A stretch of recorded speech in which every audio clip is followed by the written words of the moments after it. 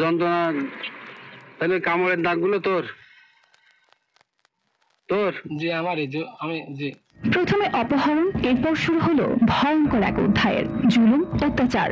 রাত হলে বন্দি অন্ধকার ঘরে, দিনের বেলা জোর করে ভিক্ষা করানো। মিলত না খাবার, তার পরিবর্তে চলত সিগারেটের আগুন, কয়েলের ছ্যাঁকা, কামড়, যার সংখ্যাটা প্রায় 500, ও চামড়া ছিঁড়ার বর্বর খেলা। তবুও থেমে থাকেনি বর্বরতা। শেষমেশ প্লাস দিয়ে তুলে ফেলা হয় আঙুলের নখ ও উপরের চামড়া।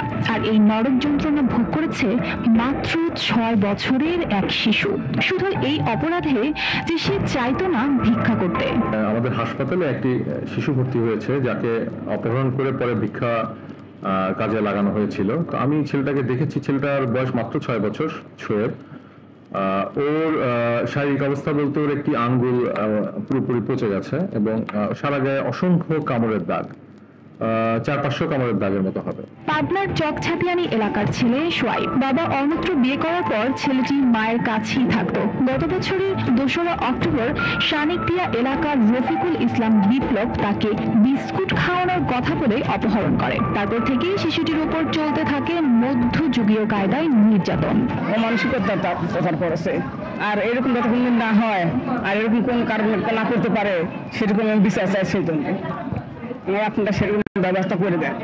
আমার নাতিটা পঙ্গু করে ফেলা গেছে, ঠিক মতো কথা বলতে পারে না, সে মতো খাইতে পারে না, খাইলে পরে সহ্য করতে পারে না, খুবই অসুবিধা হয়ে গেছে। আমি এর বিচার চাই। এভাবেই একটানা 6 মাস ধীরে ধীরে স্বাস্থ্যবান শিশুটি পরিণত হয় এক জীবন্ত কঙ্কালে। পুষ্টিহীনতায় ভুগছে, পেটটা যেটা পুষ্টিহীনতা আমাদের পাই, পেটটা ফুলে যায়, শরীর অনেক শুকিয়ে যায় এবং মানসিকভাবেও সে পুরোপুরি মানে ভালো নাই। খুবই একটা হৃদয়স্পর্শী এবং দুঃখজনক ঘটনা। এটা আসলে আমরা আমাদের এখানে নিয়ে আসার পরে আমরা আমাদের সাধ্যমতো যতটুকু তাকে চিকিৎসা সেবা দেওয়া হয়, যেমন আজকেও তার একটি ছোট্ট অপারেশন চলছে, তার আঙ্গুলটা পচে গেছে। ওই আঙ্গুলের যে গ্যাংগ্রিনটা হয়েছে ওটা যদি সময় মতো মানে সরানো না হয় তাহলে ওই গ্যাংগ্রিনটা স্প্রেড করে হয়তো পুরো হাতটা খারাপ হয়ে যেতে পারে। শিশুটি নিখোঁজ হওয়ার পর 7 অক্টোবর থানায় সাধারণ ডায়েরি করেন মা সুহানা জাহান। এরপর তথ্য প্রযুক্তির সহায়তায় পুলিশ শনাক্ত করে গত 18 এপ্রিল খুলনার রূপসা ফেরিঘাট এলাকা থেকে উদ্ধার করা হয় তাকে। ওই শিশুটি ছিল মৃতপ্রায়, দাঁড়াতে পারছিল না। এটাকে আপনার বার্তা দেওয়া হয় যে এই নামে একটা শিশুকে তারা নিয়ে গেছে। তারই প্রেক্ষিতে এইচআই জাকারিয়া রূপসা থানা থেকে 17/4 সংবাদ পাই যে একটা বাচ্চাকে তারা ওখানে উদ্ধার করেছে। তারই প্রেক্ষিতে আমরা পুরো টিম যায় ওই বাচ্চাটাকে উদ্ধার করি। তার পরিস্থিতি জানতে পারি এই বাচ্চাকে দিয়েছে ভিক্ষাবৃত্তি করাইতেছিল।